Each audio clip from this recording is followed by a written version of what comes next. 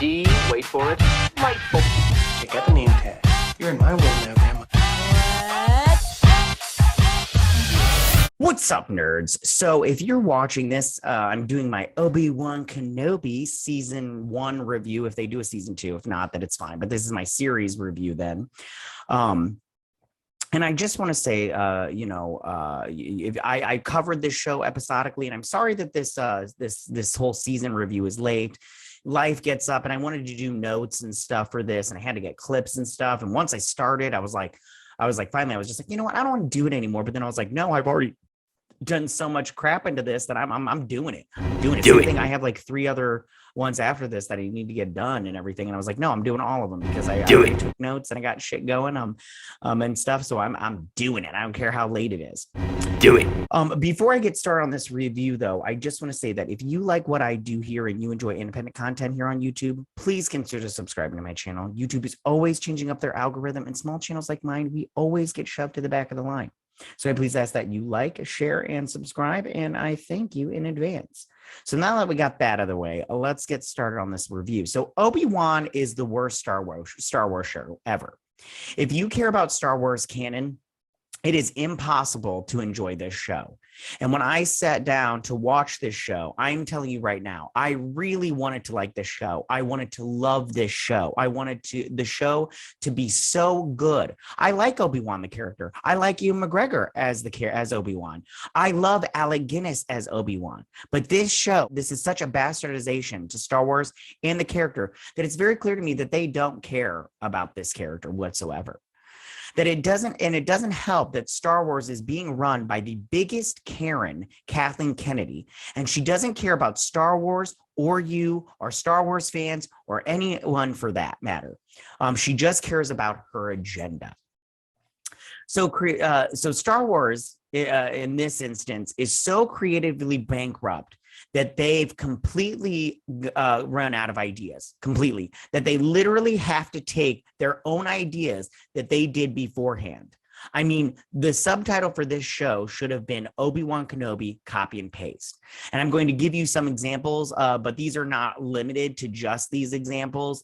It's just I didn't have time to look up every single freaking thing that this show just copy and pasted, from previous works that they had done.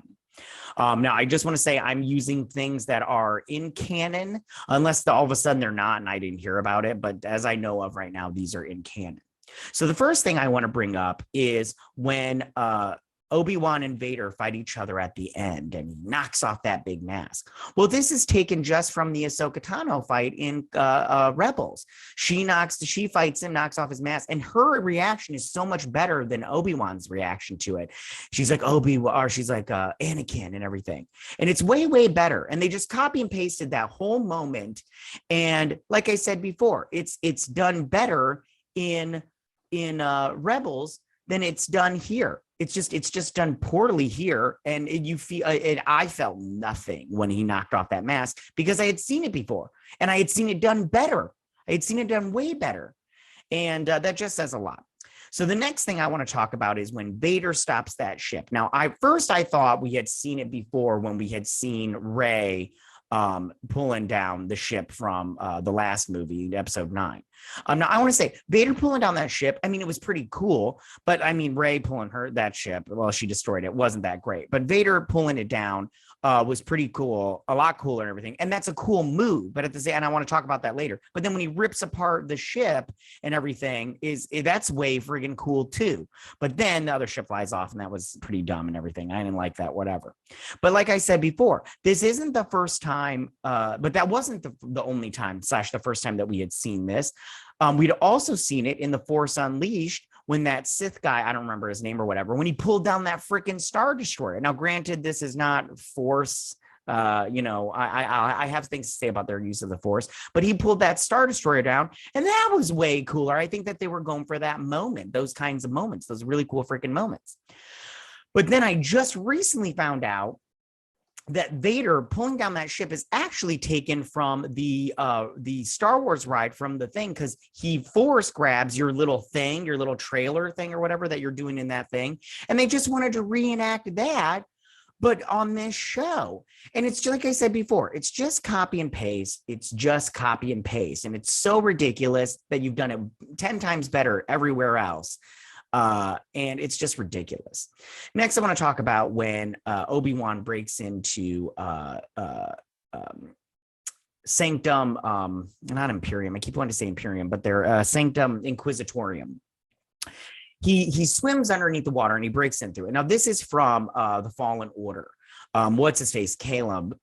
He goes through the water and he swims out and he's swimming through with the little thingy, and he comes across that little porthole thing in the water that Obi-Wan does.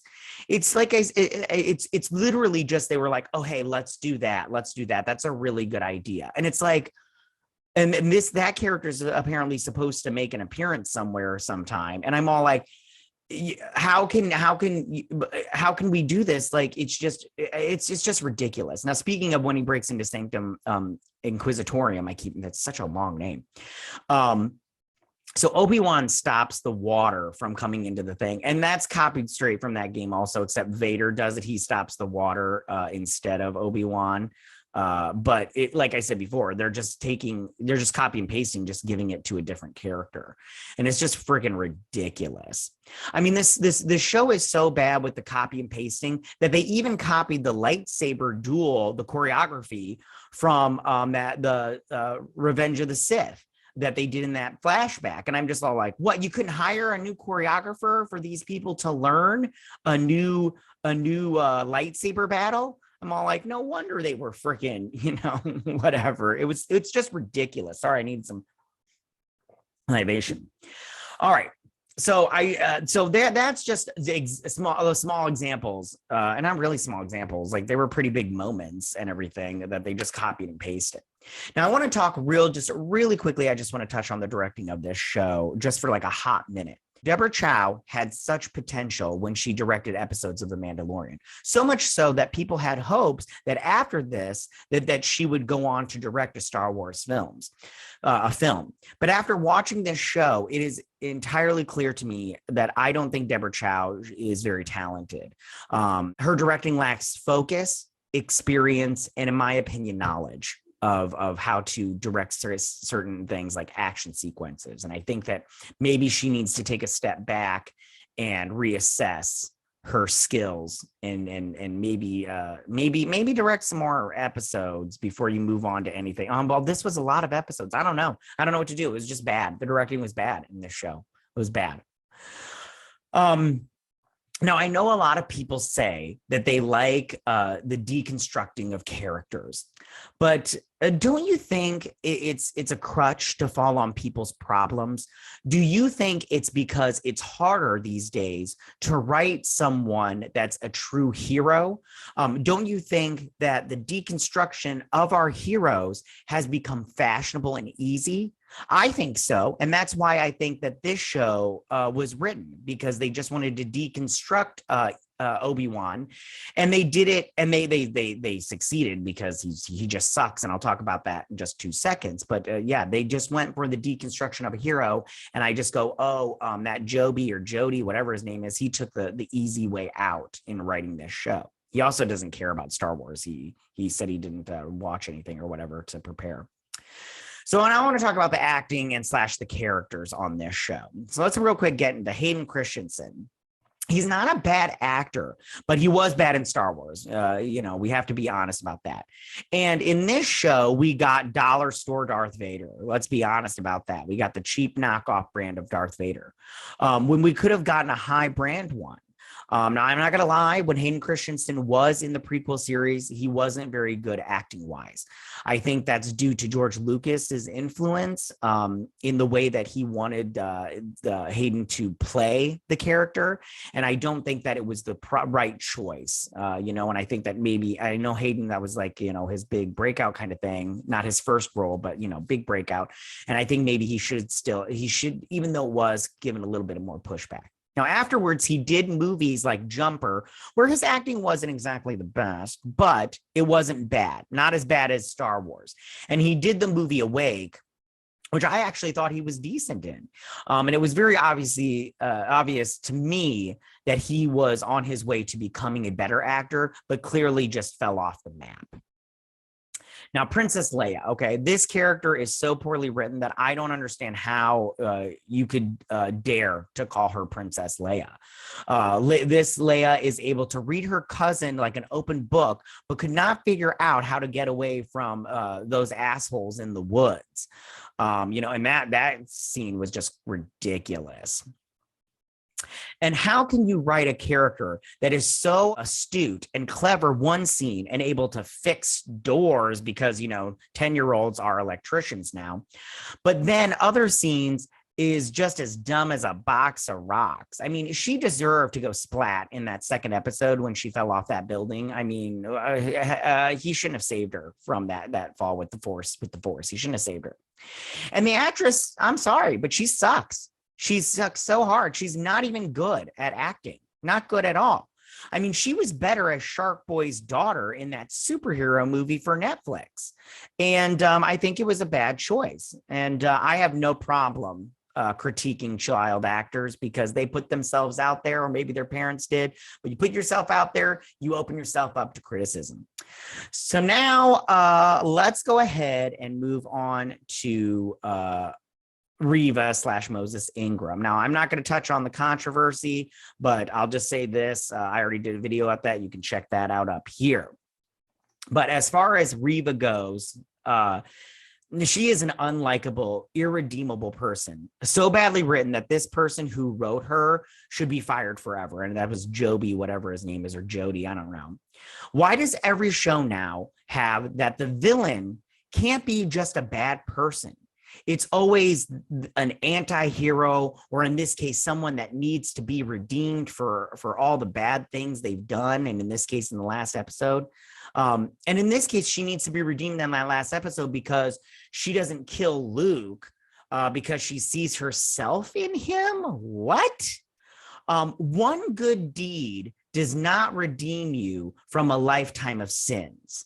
So I don't understand how Obi Wan at the end was all like, "You have not failed. You are free now, sister," whatever the crap he says. Who cares? And Moses Ingram as acting in this show is not good either. It's the worst. It's just the worst. It's bland. Her delivery is awful. She really sucks on this show. And I don't understand how anyone could have liked her generic acting and emotionless face. Like, it was just ridiculous. She seems like a nice person, though. I've seen her in interviews, and she seems like a cool chick. I'd probably hang out with her. It's just acting wise, maybe this isn't her talent, as everybody likes to. I know it these days. It's just everybody wants to give everybody a participation trophy and be like, "No, she's so great. She was so relatable." And I'm like, "What? Get out of here with that. Her acting sucked. Go on, kick rocks. Get away from me." All right, so now I want to talk to the main man about the main man himself. You can add other characters in here on everything. I needed to limit this down to a little bit. So Ewan McGregor is fine in this show, but it's very obvious that he just did this for a paycheck. I mean, he's so basic. He's basically become a space meat packer for Oscar Mayer, and he's just a big fucking loser on this show until the end, where he magically, deliciously gathers up his strength and decides to fight Vader and defeat him, and then not kill him. It makes no sense. I don't need to go any further and everything. His motivations are super freaking stupid. Like, for instance, Reva, okay, this is one thing that I didn't understand about the whole show. Okay, so Reva gets those assholes in the woods to kidnap Princess Leia because she found in the archives that Bail Organa was connected to Obi Wan. Okay, cool. But then when they kidnap her, Obi Wan comes to save her, and then she loses him. Why then, after that, wouldn't you just let them go back to Alderaan and find Obi Wan there? Because you said he was connected to Bail Organa, and Leia is Bail Organa's daughter, so he would be taking Bail Organa's daughter back to Alderaan, aka all you had to do was go back to Alderaan, case closed. But no, the writers of the show are so dumb that they don't realize that their holes are so freaking big. I could fit, a ship through it. Now, last but not least, I want to touch on the way that the show uses the Force. Okay. So it's very clear to me that the showrunners and the writers and everyone in Star Wars does not understand how the Force works. It's not just a magic show. The Force is not used like telekinesis. You can't just pick up a building and throw it. I mean, that's not how it works. The Jedi use momentum and gravity to help them with the Force. For instance, when Yoda is fighting Emperor Palpatine in the Senate chamber, if you notice, Palpatine is able to lift up Senate seats and throw them willy-nilly at Yoda. That's because he's using the Force to pick up the Senate seats, but then quickly throws them and uses gravity to help him. Yoda is able to use the Force to pick up or stop a Senate seat. And he doesn't just grab a whole bunch of them. He stops the one, which is using Force, and then he spins it. And then he uses the momentum of that spin to help throw it back at the Emperor. Like if you notice, like it's just spinning so fast, and it's the momentum that really helps out with that, not the Force. So I think that that's why when you see him later on in Empire Strikes Back, he's able to lift up that X-Wing, but it's really freaking hard for him. Like he's not just able to like lifting it up like willy-nilly. It's hard. He's not having an easy time of it. Also, if you notice during the Vader fighting versus Luke Skywalker on the Cloud City battle, he's throwing stuff at Luke. But if you notice, he's showing one thing at a time, unlike the show where Obi-Wan lifts up a million freaking rocks all at once and does nothing. But then if you notice, he's only lifting one thing at a time and throwing it at Luke. That's because the Force is not telekinesis. I mean, it is telekinesis to a degree, but you can't just lift up a bunch of stuff or anything you want. And it's just all okay. If you didn't understand what I'm saying, oh, well, it's fine. It's fine. They just don't understand how the Force works. And I wish that they would have paid closer attention. So in conclusion, Obi Wan Kenobi, the series, is just a cash grab. It's obvious that Ewan McGregor, Kathleen Kennedy, and everyone at Star Wars give fuck all about Obi Wan Kenobi, the character. They've turned this beloved figure in Star Wars canon into a piece of shit. This show makes no sense. It has so many plot holes. And like I said before, if you care about Star Wars canon in any way, shape, or form, it's impossible to enjoy this show. That is my review for Obi Wan Kenobi season 1, or maybe if they do a season 2, I'm not quite sure. I'm just going to say season 1 because I have a feeling that they're going to make a season 2 because that's what they like to do with these shows. But tell me, what did you guys think about this show? Did you like it? Did you not like it? What do you think about my thoughts on this show? My thoughts on the Force and how the Star Wars Lucasfilm, they don't know how it works now. How do you feel about them just copying, pasting scenes that they did better in other projects and just putting them in this show because, reasons? And then tell me finally, what do you think that they've ultimately done to Obi-Wan? Do you think they've elevated the character? I don't see how, but please explain to me what you think about that. Or do you think, like me, that they've bastardized the character and I don't think there's any way coming back from this nonsense? Tell me what you guys think. Go ahead and leave all your comments in that section down below. If you like this video, go and hit that like button. I won't mind. If you're new, mention, please hit that subscribe button. I'd greatly appreciate it. And I will see you guys on my next season whatever review. You guys have a good day. May the Force be with you. Bye.